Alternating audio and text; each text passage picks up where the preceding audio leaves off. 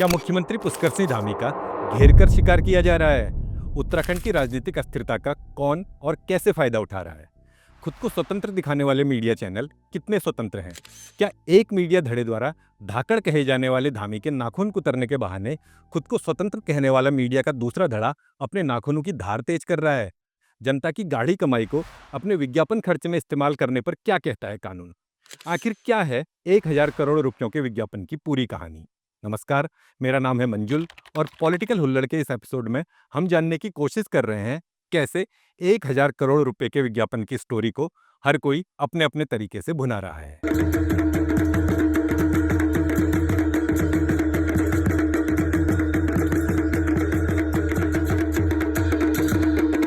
उत्तराखंड में हफ्ते की सबसे बड़ी खबर थी भारतीय जनता पार्टी की सरकार का विज्ञापन खर्च। न्यूज लॉन्ड्री के पत्रकार बसंत कुमार की इस रिपोर्ट को राष्ट्रीय स्तर पर सराहा जा रहा है। अपनी रिपोर्ट को 3 हिस्सों में बांटकर बसंत उत्तराखंड सरकार के 1,000 करोड़ रुपयों का लेखा जोखा पेश करते हैं।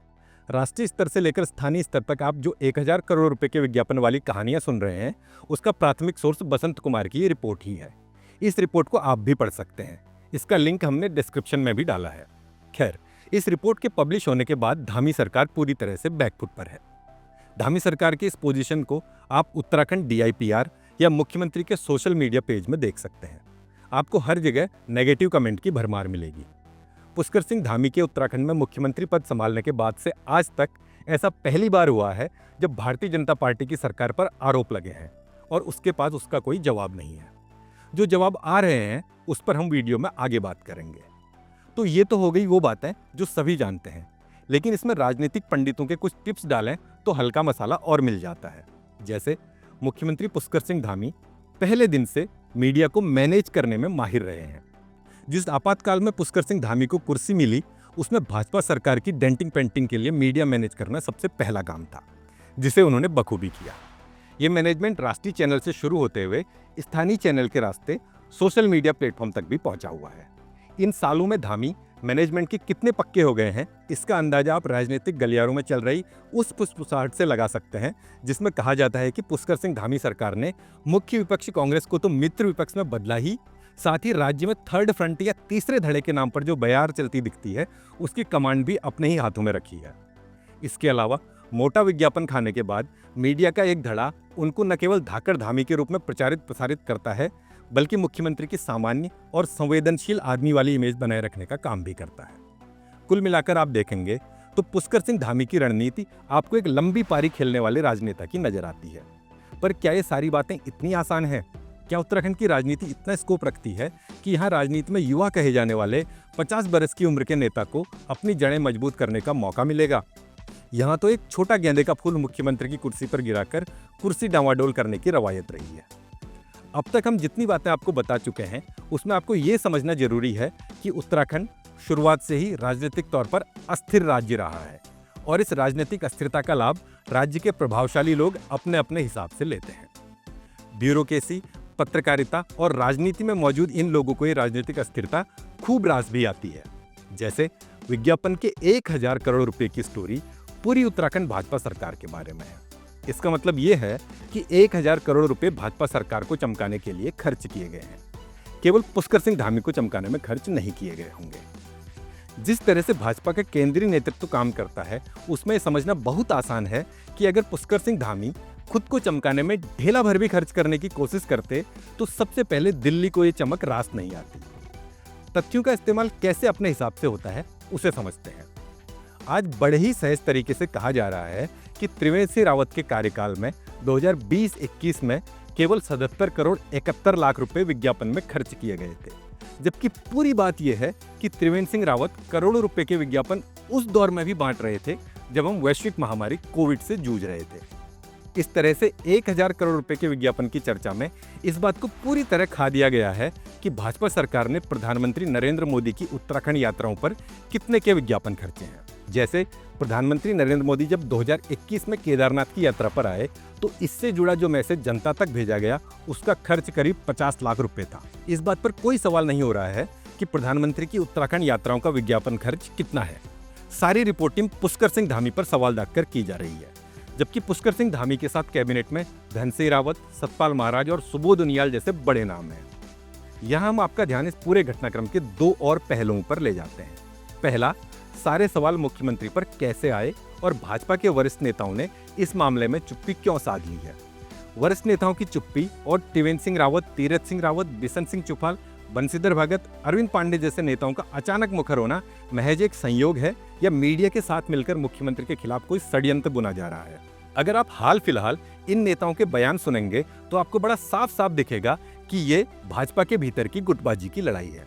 दूसरी बात यह भी है कि मुख्यमंत्री से सवाल पूरी तरह जायज है, लेकिन कोई भी सवाल उन स्थानीय मीडिया चैनलों से क्यों नहीं हो रहा जो सालों से खुद को निष्पक्ष पत्रकारिता का स्तंभ दिखाते आ रहे हैं।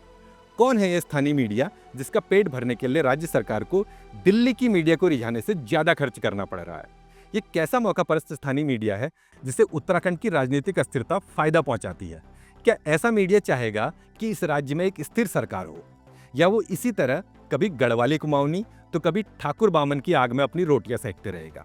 मीडिया की निष्पक्षता की बात हो ही रही है तो आपको एक खुद को स्वतंत्र कहने वाली यूट्यूब या कहीं इंटरनेट के माध्यम से होने वाली पत्रकारिता को भी समझना चाहिए। ऐसा दिखाया जाता है कि इंटरनेट एक स्वतंत्र स्पेस है जहां हर कोई आजादी से अपने विचार रख सकता है, जबकि ऐसा बिल्कुल भी नहीं है। हम जल्द ही एक लंबी रिपोर्ट में आपको बताएंगे कि इंटरनेट कितना स्वतंत्र है और इंटरनेट पर होने वाली पत्रकारिता कितनी क्रेडिबल है। लौटते हैं इस बात पर कि कैसे खुद को स्वतंत्र दिखाने वाली मीडिया भी इस घटनाक्रम को अपने हिसाब से बुनाने की कोशिश कर रही है। अगर आप पिछले सालों में भारत सरकार और देश के अन्य राज्यों की सरकारों के विज्ञापन खर्च देखेंगे तो सभी ने विज्ञापन पर खूब खर्च किया है। जब उत्तराखंड में विज्ञापन की तुलना हिमाचल के विज्ञापन से करेंगे तो 2020 से 2025 के बीच जहां उत्तराखंड में विज्ञापन में 276% की वृद्धि दिखती है तो हिमाचल में ये 100% है। हिमाचल के मुकाबले उत्तराखंड में विज्ञापन खर्च का जो नंबर इतना बड़ा दिख रहा है उसका एक कारण दोनों राज्यों का वार्षिक बजट भी है। हिमाचल का वार्षिक बजट उत्तराखंड का आधा है और 2020 से 2025 के बीच जहां हिमाचल का वार्षिक बजट 19% बढ़ा तो उत्तराखंड में 84% बढ़ा।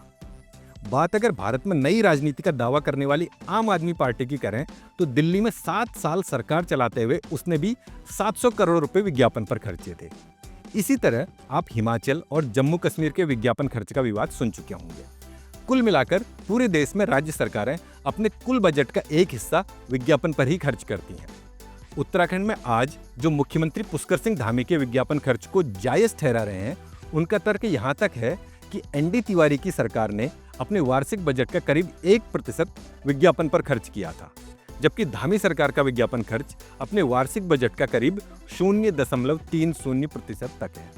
यहाँ आपको एक बात और जाननी चाहिए कि कोविड के बाद पूरे देश में डिजिटल मीडिया पर सरकारों ने अपने विज्ञापन खर्च का बड़ा हिस्सा खर्चा है। ये सब बढ़ा हुआ खर्च तब है जब डिजिटल मीडिया की क्रेडिबिलिटी सीमित वर्ग तक है। भारत के एक बड़े हिस्से में अब भी डिजिटल मीडिया की क्रेडिबिलिटी शून्य है। अब सवाल यह है कि खुद को स्वतंत्र कहने वाले इंटरनेट पत्रकारिता उत्तराखंड सरकार को ही क्यों पकड़कर धो रही है। तो इसके कुछ मोटे कारण समझ आते हैं। पहला, तो उत्तराखंड राजनीतिक रूप से बहुत अस्थिर राज्य है। आप यहाँ कंकड़ हिलाकर भी मुख्यमंत्री की कुर्सी का पाया तोड़ सकते हैं। राज्य का नेतृत्व दिल्ली की कमान पर चलता है। ऐसे में मीडिया के लिए दिखाना आसान हो जाता है कि वो दिल्ली की सत्ता का कड़ा विरोध करता है। उत्तराखंड सरकार पर होने वाले तीखे हमलों से मुख्यमंत्री बदलने की प्रोबेबिलिटी सबसे ज्यादा है। अगर ऐसा होता है तो ये इंटरनेट पर क्रेडिबिलिटी खोजती स्वतंत्र पत्रकारिता के लिए मजबूत आधार तैयार करेगा। इस लिहाज से देखा जाए तो कहा जा सकता है कि राज्य की अस्थिरता में नेता और पत्रकार दोनों ही अपॉर्चुनिटी ढूंढ रहे हैं। आखिर में बात करते हैं सरकार द्वारा जनता की गाड़ी कमाई विज्ञापन में खर्च करने पर कानून क्या कहता है। सुप्रीम कोर्ट ने कॉमन कॉज बनाम भारत संघ 2015 के अपने एक फैसले में सरकारी विज्ञापनों के लिए दिशा निर्देश जारी किए थे।